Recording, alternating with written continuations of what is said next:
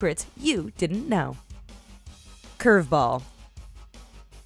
Once you've mastered being able to throw the Pokeball with a simple flick, it's time to try out the Curveball. As you progress through each level, getting as much XP as possible will help you, as well as to capture some of the more difficult Pokemon. What you do is press and hold the Pokeball, then drag and spin the ball into a circle until it starts spinning and sparkling. Where you would normally throw the ball straight, flick it more to the right, and repeat this until you capture the Pokemon. Once you master this technique, you'll get an extra 10 experience points, which will add up quickly.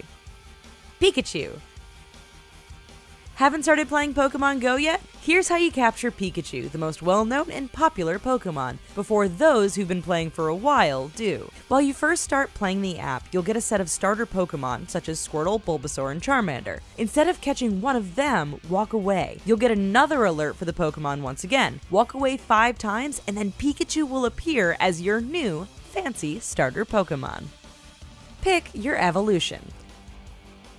Eevee has 3 evolutions: Vaporeon, Jolteon, and Flareon. Those who've been evolving their Eevees manually have depended on the luck of the draw to see which ones they want. But there is actually a way to pick your preferred evolution. Think back to the trainers from the original television show: Rainer, Pyro, and Sparky. If you want a Vaporeon, name your Eevee Rainer. If you want a Flareon, name your Eevee Pyro, and if you want a Jolteon, name that Eevee Sparky. This secret has been tested and trained by other players, and it turns out to be true. Tracking. If you click on the window of the lower right, you'll see a grid with nearby Pokemon listed, with a set of paw prints underneath each one. If there's nothing under the image, then the Pokemon is practically underneath you and very close. Or if there is only one paw print, it means the Pokemon is nearby. The Pokemon on the top left is the closest to you, and the ones on the lower right are the furthest from you. Select the Pokemon you want to find, and this will help you gauge whether or not you're heading in the right direction of your desired Pokemon. If the Pokemon you desire moves closer to the left, you're heading in the right direction. If it moves to the right, then you're going the wrong way. Though this won't work until the dreaded 3 steps glitch has been fixed.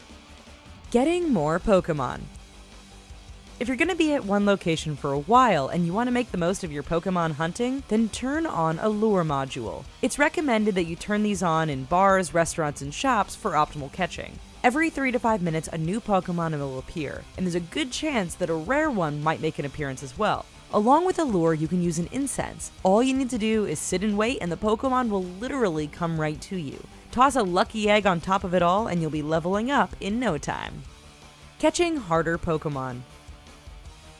As you progress through each level, you'll encounter rare Pokemon as well as Pokemon with higher CP, making them more difficult to capture and contain in the Pokeballs. This can be really frustrating, especially if you encounter a rare Pokemon that just keeps breaking free of its Pokeball. But once you hit level 6, you'll be able to obtain Raspberries, which will calm the Pokemon down somewhat and give you a better chance for capture and containment.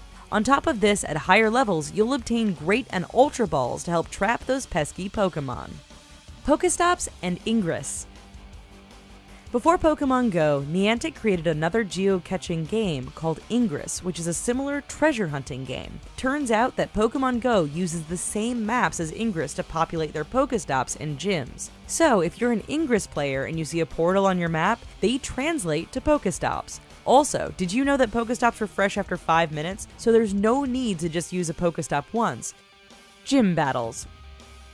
Most players think that CP or combat power makes the final decision on whether or not your Pokemon can beat the Dominator of a gym. That's not quite the case if you know the loophole. When you battle your enemy, you have the ability to dodge left or right and avoid enemy attacks. The enemies you battle are fighting you using artificial intelligence, therefore don't have the ability to dodge. Not to mention that you can see your opponent and you can pick 6 different Pokemon to battle. By strategically selecting your Pokemon, for example, using your Charmander, Fire, to beat a Bulbasaur, Grass, you have a better chance of victory and taking over the gym.